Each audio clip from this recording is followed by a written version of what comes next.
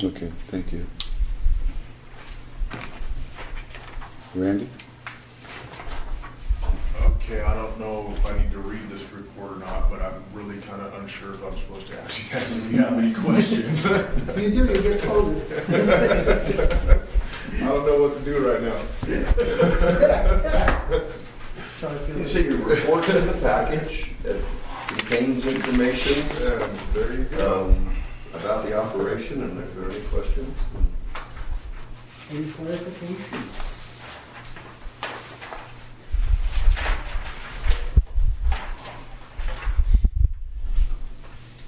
There's an item in there that talks about the man hours dedicated to the plant operation, and I think it's important that everybody understand that has to be monitored regularly, like you mentioned in here. That has to be monitored regularly. Even if it consumed 10 hours a month, it still has to be monitored regularly. Correct. And that's the big issue, I think, because if it's not monitored, we could mess somebody's water up pretty badly. Correct. So, And well, the biggest problem is it is monitored. We have process monitoring equipment out there. If the water quality exceeds state standards, the plant will automatically shut down. Every time it does that, we waste an astronomical amount of water because we have to turn the plant back on, let everything rinse, get it running, make the necessary adjustments, it shuts back off. and that's why you need to have it monitored. And it's monitored all the time. Last month's report, it was brought up that there was a huge amount of time spent in the treatment plant. That was because there was one or two employees in there back and forth trying to keep it running with the quality that we had. Now, that will always fluctuate. When it's dialed in perfectly and run automatically, you can spend an hour and a half, 2 hours a day, and that's it. Sometimes it takes 2 staff members all day. And that could change. Like I said in the report, that could change 5 or 6 times a day. Even if it was totally automatic, we would still have to have it monitored. There would still have to be somebody there to monitor. Automation only goes so far. Somebody has to be hands-on still.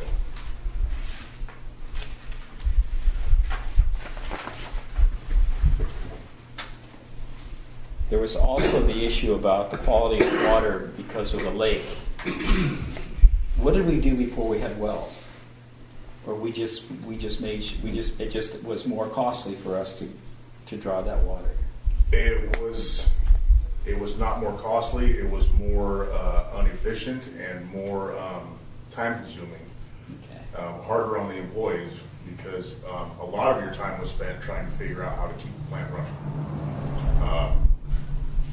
I don't think the original Ranchillo well produced enough to even make a blend of any sort. Yes.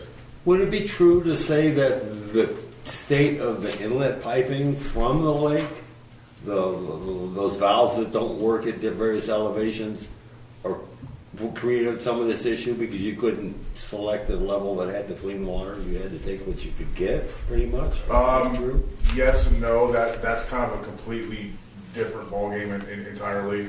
But all it was the amount of inflow that came in so fast, the amount of organics and mud and debris and everything else. It was basically unusable until the lake stabilized because it was, you could go down there and the lake looked like chocolate milk. Mm-hmm. And it was just, it creates chaos at the treatment plant. So that's why it's noted in there that we are not normally going to run all the wells for normal operation. They will be rotated, periodically, monthly, so we can still use our outside place of use, keep covered with that.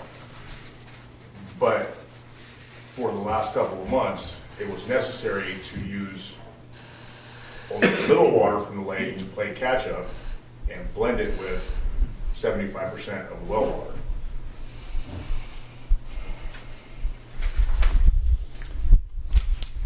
Last month in your report, it said you spent about 160 hours in treatment plant. And you kind of alluded to one of the things we struggle with as a board is saying, where's our resources being spent?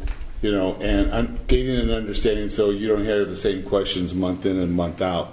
So, I heard you say, okay, on the average, it takes about 2 hours per day so on and so forth. And then I read in here about site inspections. Is doing site inspections something new that you guys have implemented since we've been pushing for a maintenance plan? Is that something new? And Typically, site inspection was only done in the past once a month when remote reads were done, because we were spending so much time fixing leaks.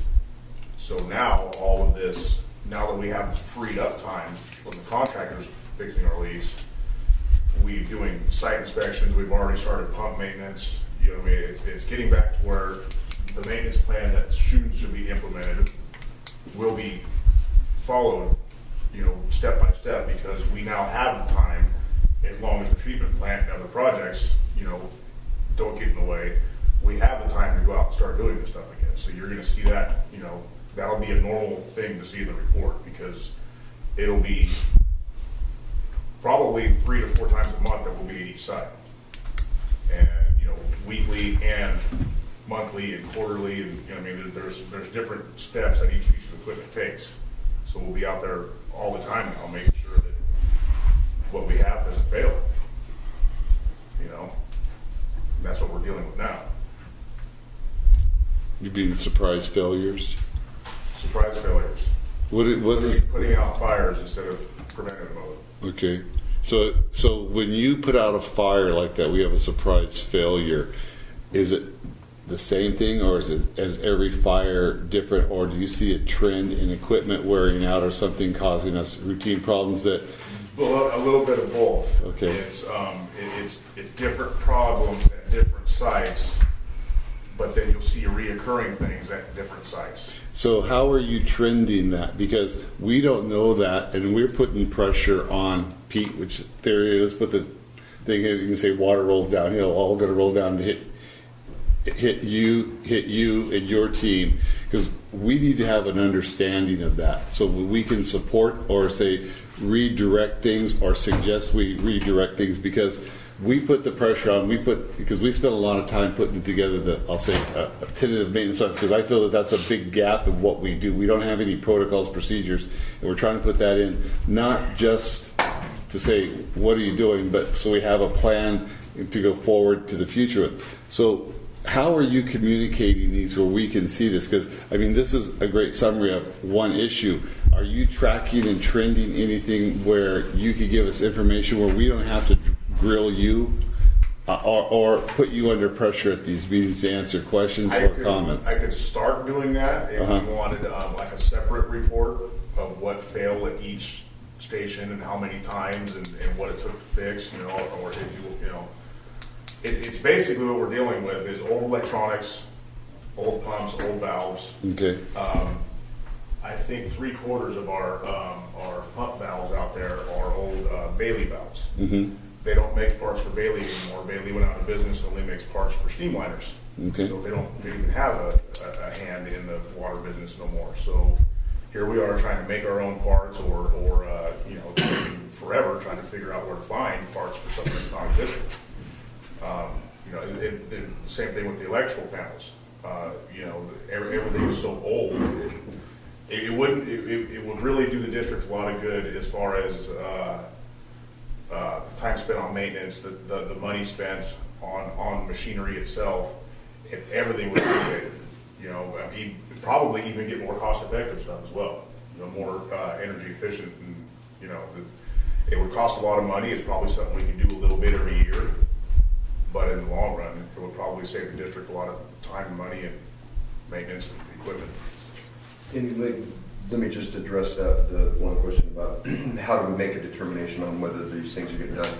We are truly about a week away from having the maintenance schedule into the software that we purchased, and that will, those types of reports, you'll know what was supposed to be done, what actually got done, what failed, everything. All of it is going to be able to be printed out, whatever data we want to see from a decision-making perspective, you know. Well, you know, we'll be able to have. You know, I and Randy knows I've pushed this for a long time, because I've been in your shoes, to have to say what got accomplished, what did you do, and why, kind of thing. And that's why I pushed for a long time to say, if you have a sometime way of saying, okay, how much time do you spend? And you've heard this speech, and Pete's heard it, and everybody else has.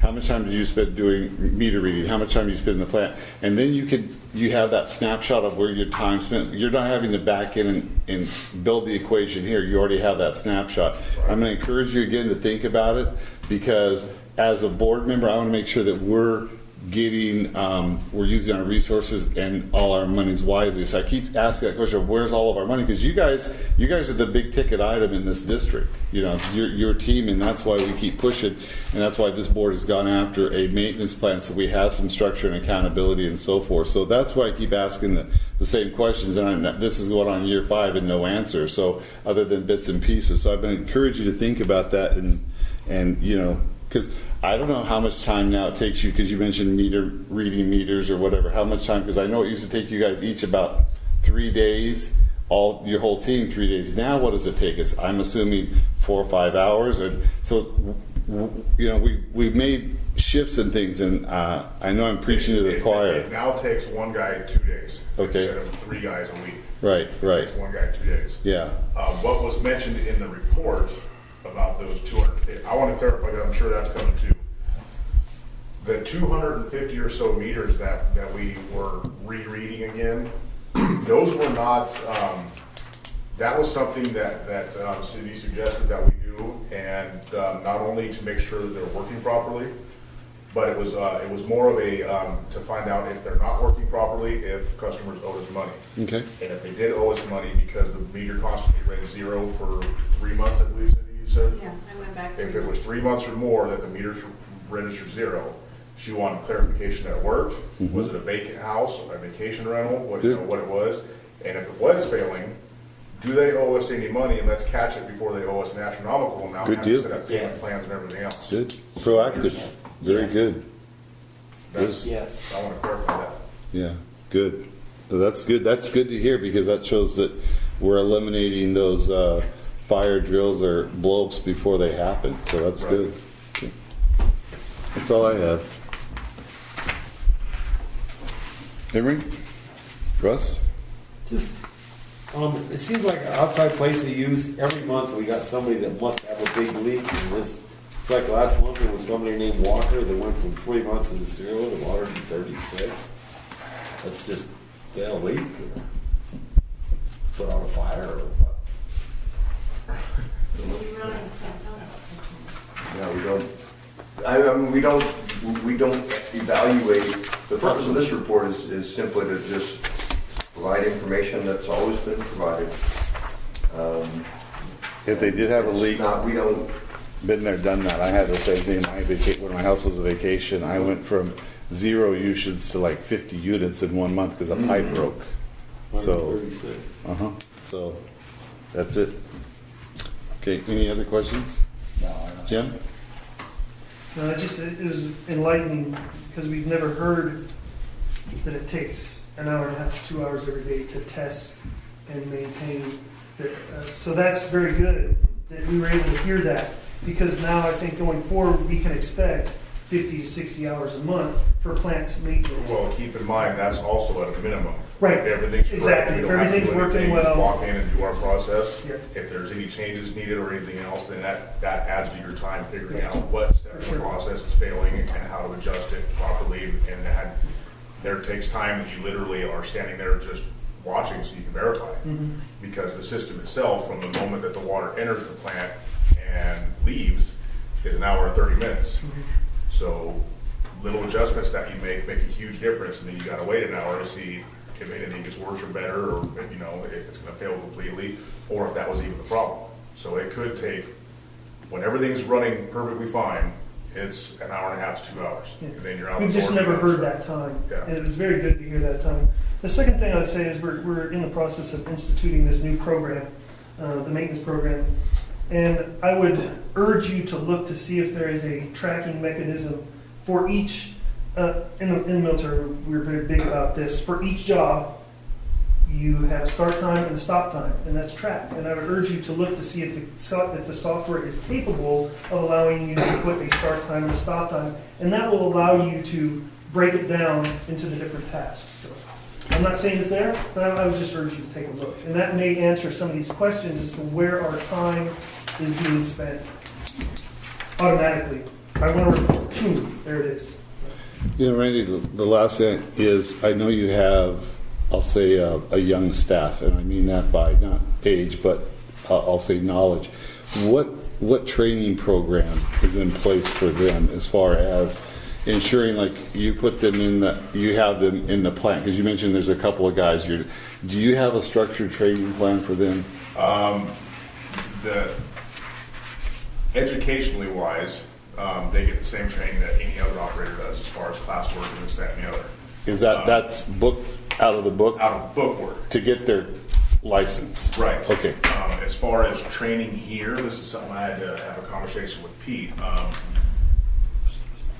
There's things that only I've seen, because I've been here the longest out of the staff, you know, and I can't physically go out and break something to show the guys how to fix it. I have to wait for it to break, and then if they're there, I can say, hey, come here, this is how this is how you deal with this situation. So literally, their training and their experience is literally just the time on the job. Okay. And it just happened the other day. They called me the other night, 10:30 at night, and said, you can't keep the plant running. The pump's making a weird noise, this, that, and the other. I tried to walk him through, do this, that, and the other. He said, nothing's working. I came in, found a level control module that was out of adjustment. I don't know how or why, or if it was just a intermittent failure, but basically the treatment plant was running with no water because the sedimentation basin was empty. It's happened to me twice before since I've been here, and that's not something that I can teach him over the phone. And he had jury duty the next day, so he missed out on watching how to fix that problem. You know, it just happens. It takes time and experience here to get, the education you need. So Yeah, there are other avenues that we could take if there was time and money available. Send them to training classes on rebuilding PRVs, pump breakdowns, and there is all that stuff, but it costs money and time and travel and everything else, and we don't have that right now. It's kind of funny you mentioned the PRV, because I know that we had to have some work done on them, and we, as a board, Pete's brought up, okay, should we subcontract this out or have it done in-house? And I'm hoping that the two of you are having those discussions, because we're looking for what is the best recommendation, and with your insight and knowledge, you're going to be a key point in providing recommendations to the board. So when you see that maintenance plan and it has you doing the work, our big check is, do you have the knowledge, do you have the training? If the answer is no, should we push you to get it, and your team to get it, or should we subcontract? So we have to balance all that out. I have the knowledge of rebuilding and repairing one. It becomes a lot more difficult when you have one that are directly affected or dependent on 4 or 5 others, because they work together. You can't be at the same place at the same time, and that gets really busy and difficult, and that's where I struggle with it, because we need maybe 3 or 4 guys, contractors or whatever, out there that know what they're doing as well at each site, so everything can be adjusted appropriately at the same time. Right, I follow you. It becomes a completely different ballgame when there's more than one involved. Okay, last thing. The reoccurring door on fire hydrants. I know it's in your report. Do you want to tell us what your plan is and when it's going to be? That's good. Yes. Huh? Yeah, that's good. Because that was brought up in public comment, and I know we haven't done it because of drought, and so. Well, that is going to start. That was actually going to start this week, but that's going to take 2, if not all 3 employees, because you're going to need traffic control, because the water's going to spray across the road. You got to shut roads down, everything else. My staff's not here because they're at class getting trained.